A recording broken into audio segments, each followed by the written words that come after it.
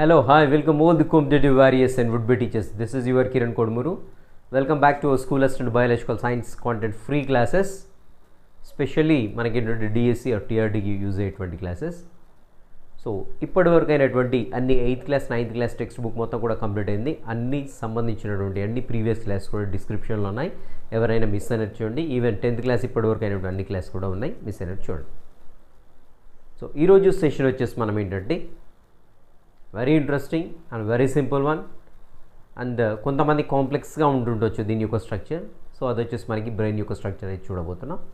So దానికంటే ముందు మనకి ఈ యొక్క నీ జర్క్ టెస్ట్ అనేది ఒకటి ఉంటుంది మామూలుగా. సో మోకాలు ఒడిసే మోకాలి ప్రతిచర్యలు అంటాం. సో మోకాలి పైన ఒక రబ్బర్ సుత్తితో కొట్టినప్పుడు ఏంటి, సో తొడ యొక్క కండరాలు ఏవైతే ఉన్నాయో అవి అసంకల్పితంగా జరుగుతాయని చెప్పడం జరిగింది. సో అదొకటైతే ప్రతిచర్య ఉంది. సో అది జస్ట్ దాంట్లో మనం గుర్తుపెట్టుకోవాల్సింది ఏంటంటే ఇయర్ ఒకటి గుర్తుపెట్టుకోండి, 1875. సో ఆ ఇయర్లో మనకి ఏంటంటే ఈ యొక్క మోకాలి ప్రతిచర్య అది ఒక టెస్ట్ అనేది కనిపెట్టడం జరిగింది 1875లో. సో అది కాకుండా ఇంక మనకు తెలిసిందే ప్రతీకార చర్యలు అని ఉంటాయి. సో ప్రతీకార చర్యలు అంటే ఏంటని చూసినట్లయితే మన శరీరంలో కొన్ని చర్యలు అత్యంత వేగంగా జరుగుతూ ఉంటాయి. సో అత్యంత వేగంతో జరుగుతూ ఏం చేస్తాయంటే మనల్ని కొన్ని రకాల ఆపదల నుండి కాపాడుతూ ఉంటాయి. So they are the very fast and quick reactions, so which saves from the dangerous situations. So అలాంటి వాటిని ఏమంటామంటే రిఫ్లెక్సెస్గా చెప్పుకుంటాం. ఉదాహరణకు మనం సైకిల్ పైన వెళ్తున్నాం, ఏదో పురుగు మన కంటి దగ్గరకు వచ్చింది. సో మనం ఆలోచించకుండానే మనం ఏం చేస్తామంటే కళ్ళని మూసుకుంటుంటాం. సో అలాంటివి ఏంటంటే అవన్నీ కూడా మనము రిఫ్లెక్స్ యాక్షన్స్గా చెప్పుకుంటుంటాం. సో మనకి రిఫ్లెక్స్ యాక్షన్స్లో మరి ఈ యొక్క నాడీ ప్రచోదనాలు ఏవైతే ఉన్నాయో, నర్వ్ ఇంపల్సెస్ ఏవైతే ఉన్నాయో మెదడుకు చేరి మళ్ళీ మనకి యాక్షన్ ప్రొడ్యూస్ చేయాలంటే it takes more time. So అంత క్విక్గా ఆ యొక్క యాక్షన్ అనేది పర్ఫామ్ కాదు.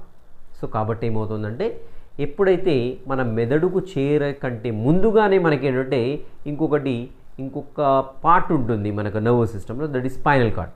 సో స్పైనల్ కార్డ్కి చేరుకోగానే స్పైనల్ కార్డ్ ఏం చేస్తుంది, వెంటనే అక్కడికి వచ్చిన ఇన్ఫర్మేషన్ మొత్తం కూడా అనాలిసిస్ చేసి వెంటనే ఆ యొక్క ఏం చేయాలి, what is the action to be taken అనేసి వెంటనే మన బాడీలో ఉండేటువంటి టార్గెట్ ఆర్గన్స్కి పంపిస్తూ ఉంటుందన్నమాట. అంటే రిఫ్లెక్స్ యాక్షన్స్ అనేవి మెదడు వరకు చేరకుండానే వెన్నుపాము వరకు చేరి అక్కడ నుండి యాక్షన్ మనం ఏం చేయాలనేది నెక్స్ట్ టార్గెట్ ఆర్గన్కి పంపిస్తూ ఉంటుంది. సో టార్గెట్ ఆర్గన్ మజిల్స్ కావచ్చు, బోన్స్ కావచ్చు, హ్యాండ్స్ కావచ్చు, లెగ్స్ కావచ్చు, ఇలా ఏదైనా సరే టార్గెట్ ఆర్గన్కి పంపించేయడం జరుగుతుంది.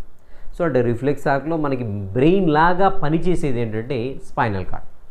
మరి రిఫ్లెక్స్ ఆర్క్ యొక్క పాత్ ఏ విధంగా ఉంటుంది అని చూసినట్లయితే చూద్దాము జస్ట్. సో పాత్ వచ్చేసి ఫస్ట్ మనకి గ్రాహకం ఉంటుంది. సో ఇది గ్రాహకం అనుకుందాం. సో అది కండరం కావచ్చు, కన్ను కావచ్చు, చెవి కావచ్చు, ఏదైనా కావచ్చు. సో ఇది వచ్చేసి మనకి గ్రాహకం, రైట్. సో గ్రాహకం నుండి మనకి ఏంటి సెన్స్ అనేది వెళ్ళిపోవాలి, నర్వ్ ఇంపల్సెస్ అనేవి దేని నుండి అని చూసినట్టయితే సెన్సరీ నర్వ్ నుండి వెళ్ళిపోతుంటుంది. ఇది సెన్సరీ నర్వ్, ఎస్ఎన్ అంటే సెన్సరీ నర్వ్, అంటే జ్ఞాన నాడి ద్వారా ఎక్కడికి వెళ్తుంది అని చూసినట్టయితే వెన్నుపాములోనికి వెళ్తుంది. ఉదాహరణకు ఇది మనము వెన్నుపాము యొక్క అడ్డుకోతను కోసినప్పుడు ఏంటంటే మనకి ఇలా కనపడుతూ ఉంటుంది. So it just like butterfly ఇలా కనపడుతూ ఉంటుంది. సో ఇది వెన్నుపాము యొక్క ట్రాన్స్వర్స్ సెక్షన్ అనుకుందాం. సో వెన్నుపాము ట్రాన్స్వర్స్ సెక్షన్లో మనకి ఇక్కడ 2 డోర్సల్ హార్న్స్ ఉంటాయి, 2 వచ్చేసి వెంట్రల్ హార్న్స్ ఉంటాయి. పృష్ఠ శృంగాలు అంటాము, ఉదర శృంగాలు అంటాం. పృష్ఠ శృంగాల నుండి మనకి ఏంటంటే ఈ సెన్సరీ నర్వ్ అనేది ఇంపల్సెస్ని తీసుకొని వచ్చేస్తుంది, ఎక్కడికి వెన్నుపాములోనికి తీసుకొని వచ్చేస్తూ ఉంటుంది.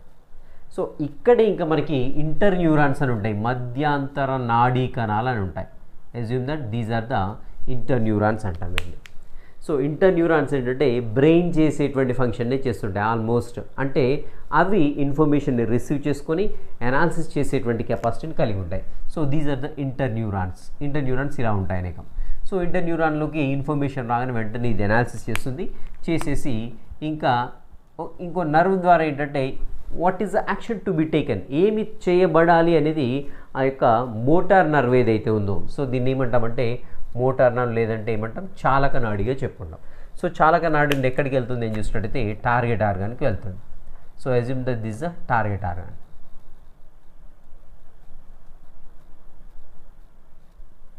సో ఇది target organ. So target organ అంటే సో ఏదైతే పని చేయబడాలో అక్కడికి ఆ యొక్క ఇన్ఫర్మేషన్ని పంపిస్తూ ఉంటుంది, దాన్ని టార్గెట్ ఆర్గాన్ చెప్పు. సో ఈ విధంగా మనకు రిఫ్లెక్స్ ఆర్క్ అనేది దీంట్లో గ్రాహకం ఉంటుంది, జ్ఞాననాడి ఉంటుంది, వెన్నుపాము యొక్క పృష్ఠశృంగం ఉంటుంది, అండ్ వచ్చేసి దీంట్లో ఇంటర్న్యూరాన్స్ ఉంటాయి, మధ్యంతర నాడీ కణాలు.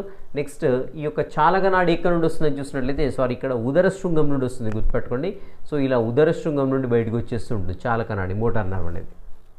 సో పృష్ఠశృంగం నుండి జ్ఞాననాడి లోపలికి వచ్చింది, అక్కడ ఇంటర్న్యూరాన్స్ అనాలిసిస్ చేశాయి.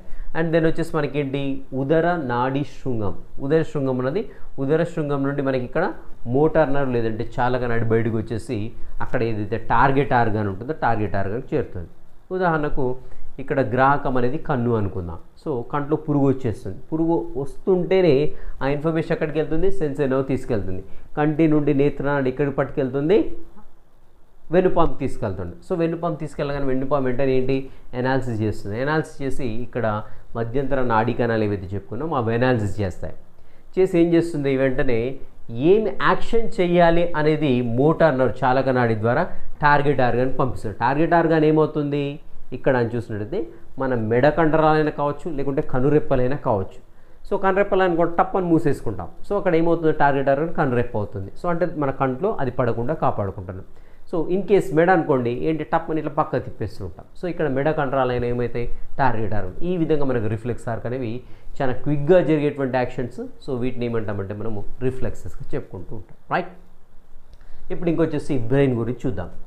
సో మన బ్రెయిన్ తెలిసిందే, బ్రెయిన్ వచ్చేసి ఆల్మోస్ట్ మనకి 1400 grams ఉంటుంది, గుర్తుపెట్టుకోండి. సో సుమారుగా దాదాపుగా 1400 grams ఉంటుంది. In case of male, so మేల్స్లో చూసినట్లయితే ఇది 1375 grams ఉంటుంది, గుర్తుపెట్టుకోవాలి. ఫీమేల్స్లో చూసినట్లయితే ఇది 1275 grams ఉంటుంది. సో గుర్తుపెట్టుకోండి, క్వశ్చన్ అడిగే విధానాన్ని బట్టి మీరు ఆ బ్రెయిన్ యొక్క వెయిట్ అనేది ఆన్సర్ చేయవలసి ఉంటుంది. సో సుమారుగా స్త్రీలలో మెదడు యొక్క బరువు అన్నాడు అనుకోండి 1275 పెట్టాలి.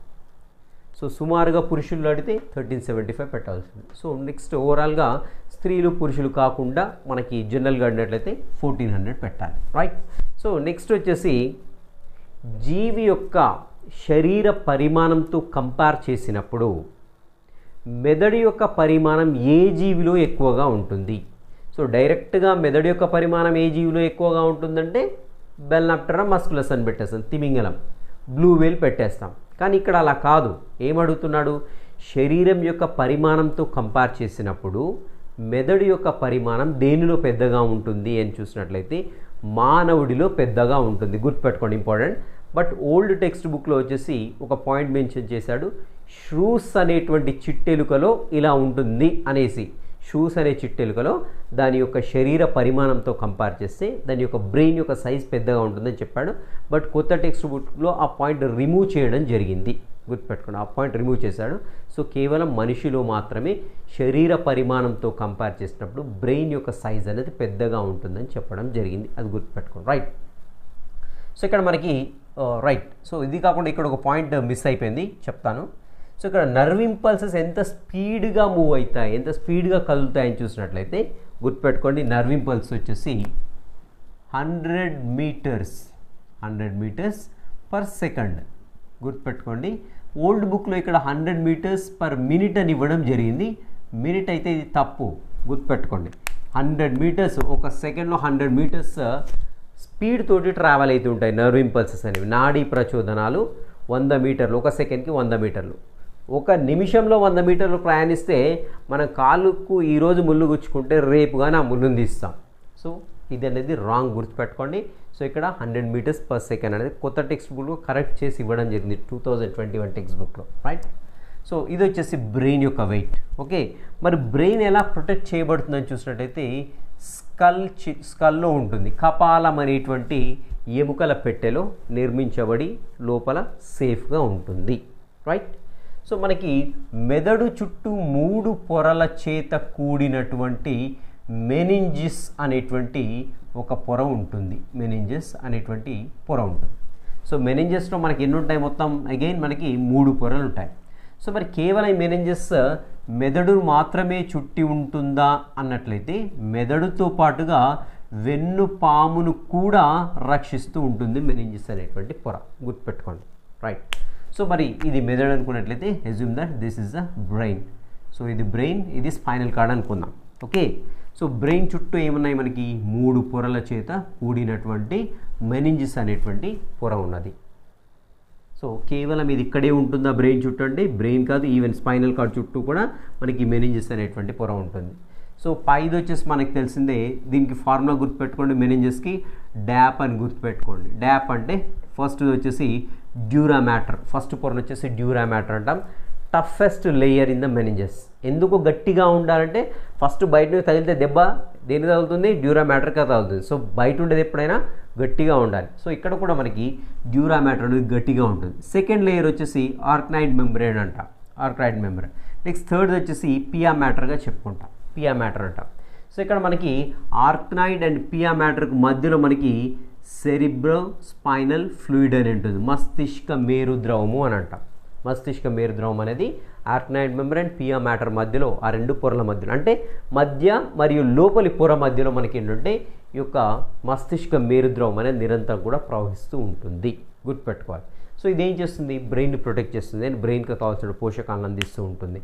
సో ఇది వచ్చేసి మనకి సెరిబ్రో స్పైనల్ ఫ్లూయిడ్ గురించి. ఓకే. సో ఇది వచ్చేసి ఓవరాల్గా బ్రెయిన్ గురించి. మరి బ్రెయిన్లో ఏమేమి పార్ట్స్ ఉంటాయి అని చూసినట్లయితే బ్రెయిన్ని మేజర్గా మనము, సో యాక్చువల్గా బ్రెయిన్ కంటే ముందు మనం నర్వస్ సిస్టమ్ ఎన్ని రకాలుగా డివైడ్ చేస్తే మనకు తెలిసింది, ఆల్రెడీ చెప్పుకున్నాం. సిఎన్ఎస్ అంటే కేంద్రీయ నాడీ వ్యవస్థ, సెంట్రల్ నర్వస్ సిస్టమ్.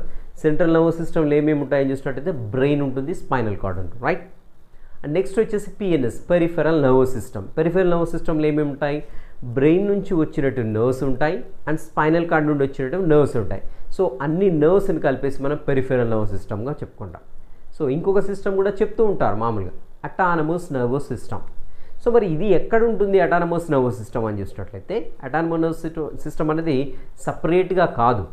సో మనకి పెరిఫెరల్ నర్వ్స్ ఏవైతేనో వీటిలోని కొన్ని నర్వ్స్ ఏం చేస్తాయంటే బ్రెయిన్ మాట వినవు, మన మాట వినము, అవే సపరేట్గా ఒక సిస్టమ్ మెయింటైన్ చేస్తుంటాయి. అటానమస్ అంటే వాటంతట అవే నిర్ణయాలు తీసుకుంటూ ఉంటాయి. ఉదాహరణకు మన జీర్ణాశయం ఏదైతే ఉందో సంకోచ వ్యాకోచాలకు గురవుతూ ఉంటుంది ఇలా, రైట్. సో ఇది వేటి నియంత్రణలో ఉంది అని చూసినట్లయితే కొన్ని నాడుల నియంత్రణలో ఉంది. సో మనం ఆగిపోమంటే ఆగిపోదు అది, ఓకే. పెరిస్టాల్టిక్ మూమెంట్ ఉంది, ఆగిపోంటే ఆగిపోదు. సో ఇవన్నీ కూడా కొన్ని నాడులు వాటంతట అవే నియంత్రిస్తూ ఉంటాయి. అలాంటి నాడుల సముదాయాన్ని మనం ఏమంటామంటే అటానమస్ నర్వస్ సిస్టమ్, లేదంటే స్వయం చోదిత నాడీ వ్యవస్థ. స్వయం అంటే స్వతహాగా, చోదిత నడపడం, స్వయం చోదిత నాడీ వ్యవస్థ అంటాం. అంటే తనంతట తానే నడుపుతుంది, ఇంకా వేరే కానీ సిగ్నల్ రావాల్సిన పని లేదు.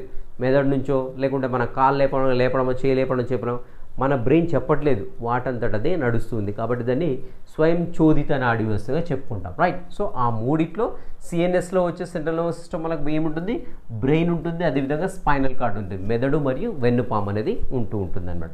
సో మెదడు యొక్క స్ట్రక్చర్ చూద్దాం ఇప్పుడు. సో మెదడుని చూసినట్లయితే మనము బ్రెయిన్లో మనకి మేజర్గా 3 పార్ట్స్గా డివైడ్ చేస్తాం, రైట్.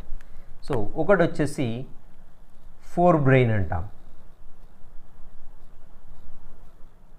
ఫోర్ బ్రెయిన్ లేదంటే దీన్ని ముందు మెదడుగా చెప్పుకుంటాం,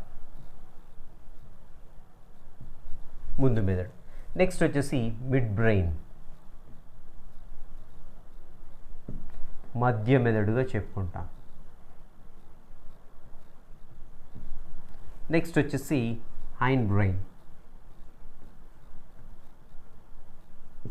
సో దీన్ని వెనుక మెదడుగా చెప్పుకుంటాం.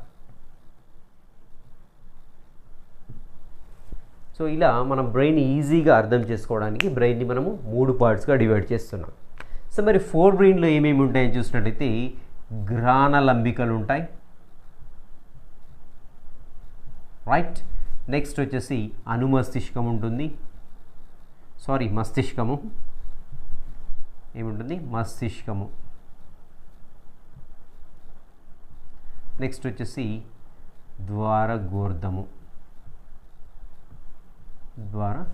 ఉంటుంది. సో దీన్ని వచ్చేసి మనము డైఎన్సెఫలాన్ అంటాం, దీన్ని వచ్చి సెరిబ్రమ్ అంటాం,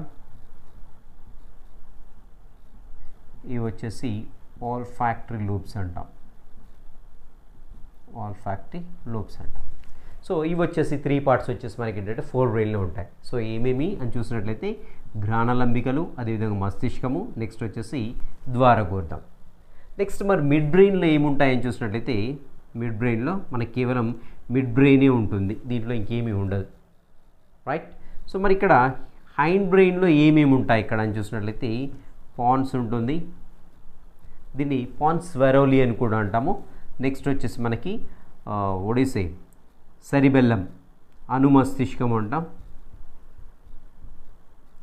అనుమస్తిష్కము. అండ్ ఇంకోటి వచ్చేసి మెడుల్లో ఆబ్లాంగేటా అంటే మజ్జాముఖంగా చెప్పుకుంటాం. సో ఇవి వచ్చేసి మనకి బ్రెయిన్లో ఉండేటువంటి డిఫరెంట్ పార్ట్స్. మరి ఏవేవి ఎక్కడ ఉంటాయి, ఏమేమి ఏం చేస్తాయి చూద్దాం ముందుగా. రైట్. సో మనకి ఫస్ట్ వచ్చేసి olfactory loops. So olfactory loops ఎక్కడ ఉంటాయి అని చూసినట్లయితే ఇది బ్రెయిన్ అనుకున్నట్లయితే assume that this is the brain. So ఇక్కడ బ్రెయిన్లో చూసినట్లయితే మనకి ఆల్ఫాక్టరీ లోబ్స్ ఎక్కడ ఉంటాయంటే బ్రెయిన్ యొక్క క్రింది భాగంలో ఉంటాయి. మనకి ఇలా ఆల్ఫాక్టరీ లోబ్స్ 2 ఉంటాయి. ఆల్ఫాక్టరీ లోబ్స్ బ్రెయిన్ యొక్క క్రింది భాగంలో ఉంటాయి. అంటే ఇలా బ్రెయిన్ ఉన్నట్లయితే మనం ఇలా చూస్తే మనకు ఆల్ఫాక్టరీ లోబ్స్ కనపడవు. ఎక్కడి నుండి చూడాలి, మనం ఏమి వెంట్రల్ రీజియన్ నుంచి చూడాలి. ఉదరతలం నుండి చూస్తేనే మనకి ఈ యొక్క ఘ్రాణలంబికలు అనేవి కనపడుతూ ఉంటాయి. సో ఇవి ఎలా ఉంటాయంటే క్లబ్ షేపుల్లో ఉంటాయి, గద ఆకారంలో ఉంటాయి. మరి ఇవి ఏం చేస్తాయి ఘ్రాణలంబికలు అంటే, ఘ్రాణ అంటే మనకు తెలిసిందే, ఆల్ఫాక్టరీ సెన్స్ అంటే మనకు తెలిసింది, అంటే వాసనకు సంబంధించినటువంటి కేంద్రాలన్నీ కూడా దీంట్లోనే ఉంటాయి. ఒకవేళ ఇవి దెబ్బతిన్నాయి అనుకోండి ఏమవుతుంది, మన స్మెల్లింగ్ సెన్స్ అనేది పోతుంటుంది. సో చూడండి ఇక్కడ ఎంత నియర్గా ఉన్నాయో. సో ఇక్కడ బ్రెయిన్ ఉండేది, తలలో బ్రెయిన్ ఉంది. సో మనకి వాసన ఎక్కడ ముక్కు నుండి వచ్చేస్తుంది. ముక్కులో ఏముంది, ఇక్కడ మొత్తం కూడా నాజల్ క్యావిటీ ఉంది. అంటే నాజల్ క్యావిటీకి ఈ యొక్క ఆల్ఫాక్టరీ లూప్స్ ఎంత క్లోజ్గా ఉన్నాయి చూడండి, చాలా దగ్గరగా ఉంటాయి. కాబట్టి వెరీ క్విక్గా ఇన్ఫర్మేషన్ అనేది వీటికి వెళ్ళిపోతూ ఉంటుంది. ఇవి వచ్చేసి మనకి ఏంటంటే ఘ్రాణలంబికలు. రైట్. సో వీటిని ఏమంటామంటే ఆల్ఫాక్టరీ లూప్స్ అంట. నెక్స్ట్ వచ్చేసి సెరిబ్రమ్ లేదంటే మస్తిష్కము అంటాం తెలుగులో. సో సెరిబ్రమ్ వచ్చేసి ఇంకా మేజర్ పార్ట్, బ్రెయిన్ మొత్తం టోటల్ స్ట్రక్చర్లో మనకి సెరిబ్రమే అతిపెద్ద పార్ట్, గుర్తుపెట్టుకోండి. మరి ఈ సెరిబ్రమ్ యొక్క సర్ఫేస్ చూసినట్లయితే యాష్ కలర్లో ఉంటుంది, బూడిద రంగులో ఉంటుంది. బూడిద రంగు ఎందుకు బూడిద రంగులో ఉంటుంది అని చూసినట్లయితే ఇక్కడ మనకి చూడండి నర్వ్ సెల్ యొక్క న్యూరాన్ యొక్క స్ట్రక్చర్ చూసినట్లయితే ఇలా ఉంటుంది. రైట్. సో దీని చుట్టూ కూడా మనకి యాక్సాన్ చుట్టూ కూడా మైలిన్ షీత్ ఉంటుంది. సో మైలిన్ షీత్ అనేది మనకి ష్వాన్ సెల్స్ తోటి ఫామ్ అవుతుంది. ఈ ష్వాన్ సెల్స్లో మొత్తం కూడా ఫ్యాట్ ఉంటుంది. సో ఫ్యాట్ ఏ కలర్లో ఉంటుంది, వైట్ కలర్లో ఉంటుంది. ఇదంతా కూడా వైట్ కలర్. అంటే మరి ఇక్కడ యాక్సాన్ నుండి క్రింది వరకు పార్ట్ మొత్తం కూడా వైట్ కలర్లో ఉంటుంది.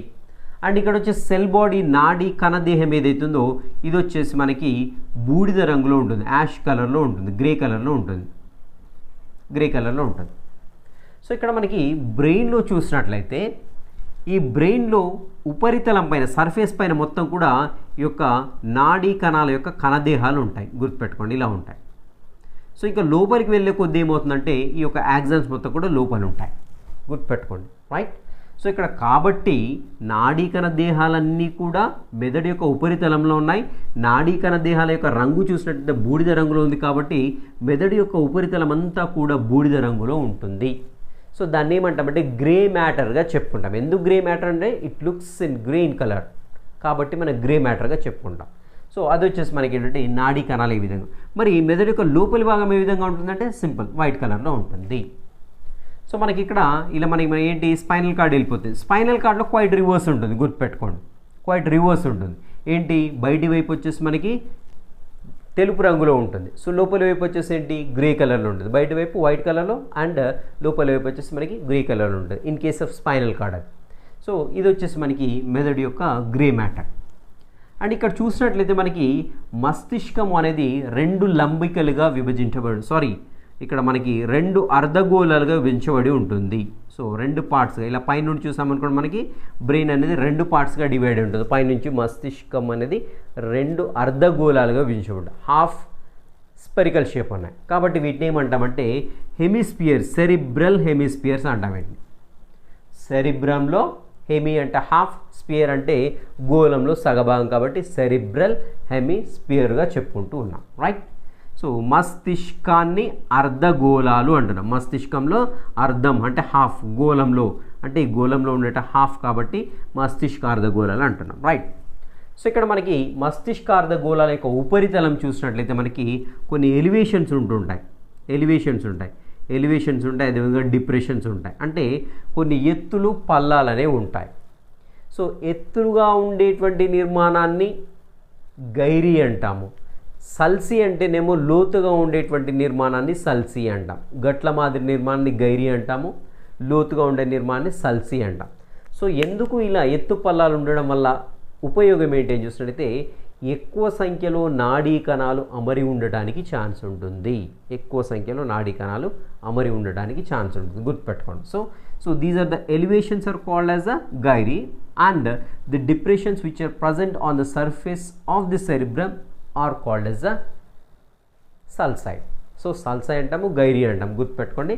సో అవి ఎక్కడ ఉంటాయని చూసినట్టయితే సెరిబ్రమ్ యొక్క సర్ఫేస్ పైన కనపడుతూ ఉంటాయి.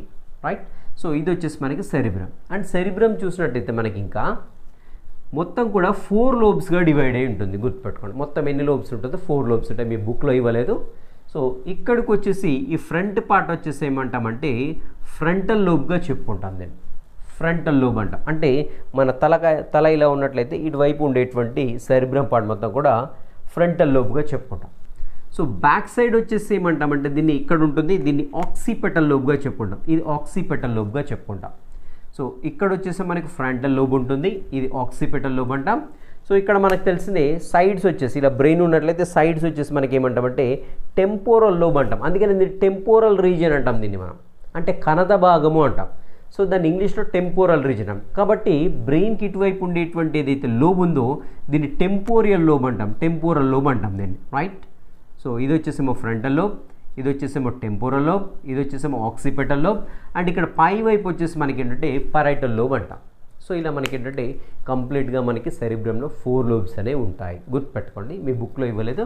So frontal lobe, occipital lobe, temporal lobe and parietal lobe, ఇలా 4 లోబ్స్ అనేవి ఉంటాయి. సో మరి మస్తిష్కం ఏం పని చేస్తుంది అని చూసినట్లయితే మనకు తెలిసిందే, వెరీ సింపుల్. టెక్స్ట్ బుక్లో ఇచ్చాడు, ఒకసారి చూడండి. జ్ఞాపక శక్తికి సంబంధించినటువంటి కేంద్రము, ముఖ్యంగా ఏదైనా కావాలంటే రీకాల్ చేసుకోవడము, సో ఏదైనా లాజికల్గా ఆలోచించడము, ఇలాంటివన్నీ కూడా మస్తిష్కం చేస్తూ ఉంటుంది. అండ్ ఇక్కడ కూడా ముఖ్యమైనది గుర్తుపెట్టుకోవాలి ఏంటంటే ఉద్వేగాల్ని కూడా కంట్రోల్ చేస్తుంది. ఉద్వేగాలు అనగానే మనకి భావోద్వేగాలను ఎక్కడికి వెళ్తుందని చూసినట్లయితే ఇక్కడికి వెళ్తాం మనం.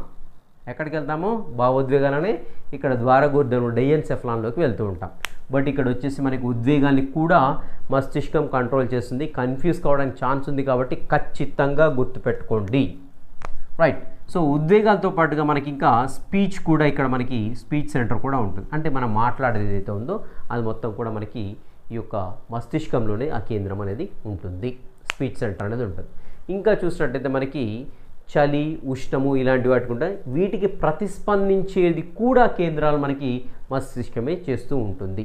సో బాగా చలి పెట్టింది అనుకొని వణకడం, సో ఏది ఆలోచించి ఏది అనాలిసిస్ చేసి వణకడం అనేది స్టార్ట్ చేస్తుందని చూసినట్లయితే మస్తిష్కమే. బాగా చలి పెట్టినప్పుడు వణికేస్తుంటాం, వణికినప్పుడు కండరాలు ఇలా షేక్ అవుతుంటాయి, షేక్ అయ్యి వేడి అనేది పుట్టుతుంది, తర్వాత వణుకు అనేది తగ్గిపోతుంటుంది. సో దానికి కారణం ఏంటంటే మనకి మస్తిష్కమే. రైట్. సో ఇది కంప్లీట్గా వచ్చేసి మనకి సెరిబ్రమ్ గురించి. రైట్. నెక్స్ట్ వచ్చేసి ద్వారగోర్ధం. మరి ద్వారగోర్ధం అనేది ఎక్కడ ఉంటుందని చూసినట్టయితే మెదడు యొక్క అడుగు భాగంలో మనకి ద్వారగోర్ధం అనేది ఉంటుంది. గుర్తుపెట్టుకోండి. సో మెదడుని ఇలా లేపి క్రింది నుండి చూసాను అనుకోండి, సో కేవలం మనకి ద్వారగోర్ధం అనేది క్రింది నుండి మాత్రమే కనపడుతుంది. సో ఎక్కడ ఉంటుంది అని చూసినట్టయితే ఇక్కడ సెంటర్లో ఇలా రాంబాయిడ్ షేప్లో ఉంటుంది. ఏంటిది? ద్వారగోర్ధం అనేది డైఎన్సెఫలాన్గా చెప్పుకుంటాం. మరి డైఎన్సెఫలాన్ చూసినట్టయితే మనకి 2 పార్ట్స్ కనపడుతుంటాయి. ఈ యొక్క ఇలా షేప్ ఉందనుకున్నట్లయితే పైన 2 వచ్చేసి థెలామస్ అంటాం. వీటిని పైన 2 లంబికలు ఉంటాయి ఈ యొక్క ద్వారగోర్ధంలో కూడా. వీటిని ఏమంటామంటే థెలామస్గా చెప్పుకుంటాం. సో లెఫ్ట్ థెలామస్, రైట్ థెలామస్గా చెప్పుకుంటాం. సో మరి థెలామస్ కింద మనకి ఇంకోటి ఉంటుంది, ఆ పార్ట్ వచ్చేసి మనకి ఏంటంటే హైపోథెలామస్. హైపో అంటే క్రింద, థెలామస్ క్రింద ఉంది కాబట్టి హైపోథెలామస్ అంటున్నాం దాన్ని. రైట్. సో ఇక్కడ ఈ థెలామస్ క్రింద మనకి హైపోథెలామస్ అనేది ఉంటుంది. సో ఇది వచ్చేసి మనకి ఏంటంటే ద్వారగోర్ధం. మరి ద్వారగోర్ధం దేన్ని కలుపుతుంది చూడండి ఇక్కడ మనకి. సో ఈ ఫ్రంట్ బ్రెయిన్ ఏదైతే ఉందో ఇక్కడ దీన్ని ఓకే, నెక్స్ట్ దీని క్రింద అని చెప్పాను ఇక్కడ నేను. ఎక్కడ ఉంటుంది ద్వారగోర్ధం అనేది? ఇక్కడ ఉంటుంది, రైట్. సో మరి ద్వారగోర్ధం తర్వాత మనకి ఇక్కడ బ్రెయిన్ స్టెమ్ అనేది వస్తుంటుంది. సో బ్రెయిన్ స్టెమ్ని నియర్లీ ఇదేంటి ద్వారగోర్ధం అనేది కలుపుతుంది. చూద్దాం నెక్స్ట్. ద్వారగోర్ధం తర్వాత మనకి మిడ్ బ్రెయిన్ కూడా ఉంటుంది, మధ్య మెదడు కూడా ఉంటుంది. అది కూడా ఏం చేస్తుందో చూద్దాం. మరి ఇక్కడ ఈ యొక్క ద్వారగోర్ధం ఏదైతే ఉందో ఏం పనులు చేస్తుందని చూసినట్లయితే భావోద్వేగాలని కంట్రోల్ చేస్తుంది. కోపం కావచ్చు, అసూయ కావచ్చు, ఓకే, ఇలాంటివన్నీ కూడా ఈ యొక్క ద్వారగోర్ధం కంట్రోల్ చేస్తుంది. ఇంకా ఏం చేస్తుందని చూసినట్టయితే నిద్ర, ఆకలి వీటిని కంట్రోల్ చేస్తూ ఉంటుంది. సో నిద్ర, ఆకలి దేని నియంత్రణలో ఉంటాయని చూసినట్లయితే ద్వారగోర్ధం నియంత్రణ ఉంటాయి, గుర్తుపెట్టుకోండి. ఇంకా ఏం చేస్తుంది ద్వారగోర్ధం అని చూసినట్లయితే ద్వారగోర్ధం ఏమేమని నేను చెప్పాను? థలామస్ ఉంటుంది, హైపోథలామస్ ఉంటుంది. హైపోథలామస్ క్రింద ఏముంటుంది మనకి? పిట్యూటరీ గ్లాండ్ ఉంటుంది. అంటే పిట్యూటరీ గ్లాండ్ని కూడా హైపోథలామస్ కంట్రోల్ చేస్తుంది. ఇండైరెక్ట్గా డైఎన్సెఫ్లాన్ అనేది, దట్ ఈస్ ద్వారగోర్ధం అనేది మనకి ఎండోక్రైన్ సిస్టమ్ని కూడా కంప్లీట్గా తన గ్రిప్లో పెట్టుకుంటుంది. పిట్యూటరీ గ్లాండ్ గ్రిప్లో పెట్టుకుందంటే ఎండోక్రైన్ సిస్టమ్ కూడా మొత్తం కూడా అదే నడిపిస్తూ ఉంటుంది, ద్వారగోర్ధమే నడిపిస్తుంటే మనకు క్లియర్గా అర్థమవుతూ ఉంటుంది, రైట్. సో ఇది వచ్చేసి మనకి కంప్లీట్గా డైఎన్సెఫ్లాన్ గురించి. Is it clear? నెక్స్ట్ వచ్చేసి mid brain. So mid brain గురించి కాసేపు చూడండి. సో మరి కొంతమందికి అర్థమై ఉంటుందో చదివితే, మరి కొంతమంది చూసినట్లయితే అర్థం కాకపోవచ్చు. ఎందుకంటే మనకు అక్కడ క్లియర్ రిప్రజెంటేషన్ అనేది ఏమీ కూడా లేదు టెక్స్ట్ బుక్లో, రైట్. నెక్స్ట్ మధ్య మెదడు. మధ్య మెదడు ఏంటి అని చూసినట్లయితే, సో నాకు కూడా చాలా తెలియని విషయాలు అయితే దీనిలో తెలిసాయి ఇది చదువుతుంటే. సో మధ్య మెదడు అనేది నేను జస్ట్ ఒక దాంతో కంపేర్ చేస్తాను, వినండి. ఇది మనకు తెలిసింది అందరికీ, పుట్టగొడుగు, రైట్. పుట్టగొడుగులో మనకేంటి ఇలా ఒక స్టాక్ ఉంటుంది, ఒక కాడ లాంటి నిర్మాణం ఉంటుంది. ఇక్కడ కూడా మధ్య మెదడు మనకి చిన్న కాడ వంటి నిర్మాణం ఎక్కడ ఉంటుంది అని చూసినట్లయితే assume that this the brain. ఇది బ్రెయిన్ అనుకుందాం. సో ఇక్కడ మనకి ఏంటి ఆల్రెడీ థాలమస్ అండ్ హైపోథాలమస్ ఉంది అనుకున్నాం. సో అదేవిధంగా ఇక్కడ మనకి ఆల్ఫాక్టరీ లోబ్స్ ఉన్నాయి. సో ఇక్కడ దీని అడుగు భాగం నుండి చూసినట్లయితే మనకి మధ్య మెదడు అనేది స్టార్ట్ అవుతూ ఉంటుంది. సో ఇది వచ్చేసి మధ్య మెదడు. సో మధ్య మెదడు అనేది ఇలా మనకు ఒక స్టాక్ లాగా ఉంటుంది. ఇక్కడ ఎలా ఉంది స్టాక్? ఇక్కడ మనకి పుట్టగొడుగు స్టార్టింగ్లో, ఇక్కడ కూడా అదే విధంగా ఉంటుంది. దీన్ని మధ్య మెదడుగా చెప్పుకుంటాం. సో ఈ మధ్య మెదడులో ఇంకా రకరకాల భాగాలు ఉంటాయి. ఉదాహరణకు మనకి ఈ ఆప్టికల్ లోబ్స్ అనేవి ఉంటాయి. సో ఆప్టికల్ లోబ్స్ అంటే దృష్టికి సంబంధించినటువంటి క్యాలిక్యులే అంటాం, ఇంగ్లీష్లో అయితే క్యాలిక్యులే అంటాం. ఇక్కడ మనకు 4 క్యాలిక్యులే ఉంటాయి. సో ఇక్కడ ఇవి ఏం చేస్తాయంటే దృష్టికి సంబంధించిన జ్ఞానం యొక్క కేంద్రం ఇది. అంతేకాకుండా ఇంకా వినికిడికి సంబంధించిన జ్ఞాన కేంద్రం కూడా ఇక్కడే ఉంటుంది మధ్య మెదడులో, గుర్తుపెట్టుకోండి. వినికిడి అదేవిధంగా దృష్టికి సంబంధించినటువంటి కేంద్రాలు మధ్య మెదడులో ఉంటాయి. సో మెదడు యొక్క అడుగు భాగం నుండి స్టార్ట్ అయ్యేటువంటి ఒక చిన్న కాడ వంటి నిర్మాణంలో మొదటి భాగాన్ని మధ్య మెదడుగా చెప్పుకుంటాం, రైట్. సో నెక్స్ట్ మరి మధ్య మెదడు తర్వాత ఏముంటుంది అని చూసినట్లయితే, మరి మధ్య మెదడు దేన్ని కలుపుతుందని చూసినట్లయితే ఇక్కడ చూడండి, ఇక్కడ మనకి ఇది ఫోర్ బ్రెయిన్ అంటే ముందు మెదడు. సో ముందు మెదడులోని ద్వారగోర్ధంతో లింకప్ అయింది ఆల్రెడీ, రైట్. సో నెక్స్ట్ దేనితో లింకప్ అయి ఉంటుందని చూసినట్లయితే వెనుక మెదడులోని పాన్స్ తోటి లింక్ అయి ఉంటుంది. This is the pans.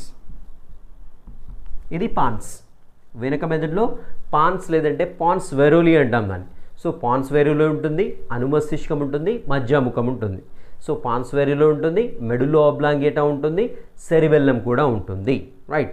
So ఇక్కడ మనకు చూడండి, ఇది ఒక మధ్య మెదడు ఏదైతే ఉందో, మిడ్ బ్రెయిన్ ఏదైతే ఉందో, వెనుక మెదడులోని పాన్స్ని ముందు మెదడుతోటి కలుపుతూ ఉంది, ముందు మెదడులోని మస్తిష్క భాగంతో కలుపుతూ ఉంది, రైట్.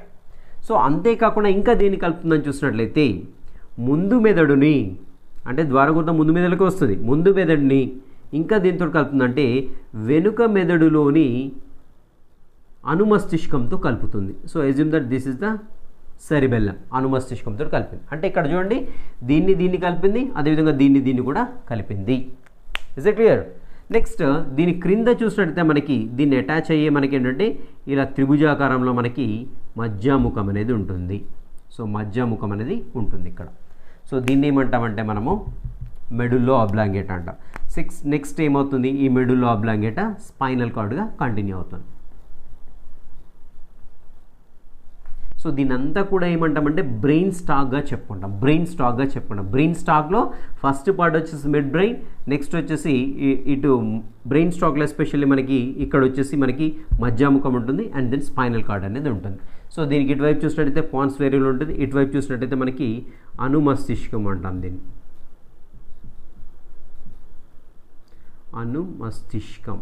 అనుమస్తిష్కం. ఓకే, సో ఇక్కడ చూడండి వెరీ సింపుల్. ఇక్కడ మధ్య మెదడు అనేది ముందు మెదడు యొక్క క్రింది భాగంలో అడుగు భాగంలో ఉంటుంది. దీన్ని కేవలం అడుగు నుండి చూస్తేనే కనపడుతూ ఉంటుంది. సో మధ్య మెదడు అనేది మెదడు కాడ యొక్క లేదంటే మెదడు కాండం యొక్క మొదటి భాగమే మధ్య మెదడు, మిడ్ బ్రెయిన్.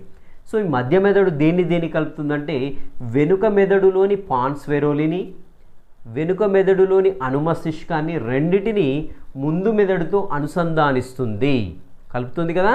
అదేవిధంగా మధ్యాముఖం నుండి కూడా దీనికి అంటే వెరీ సింపుల్, ఇది ఒక బ్రిడ్జి లాగా ఉంది. దీనికి అని చూసినట్లయితే ముందు మెదడుకి అదేవిధంగా వెనుక మెదడుకి. సో ఏమైనా ఇన్ఫర్మేషన్ ఇక్కడ ఏమైనా సిగ్నల్స్ ఉంటే కంపల్సరీ మిడ్ బ్రెయిన్ నుండి రావాలి. ఇక్కడ నుండి ఏమైనా అక్కడికి వెళ్ళాలనుకోండి మిడ్ బ్రెయిన్ నుండి వెళ్ళవలసి ఉంటుంది.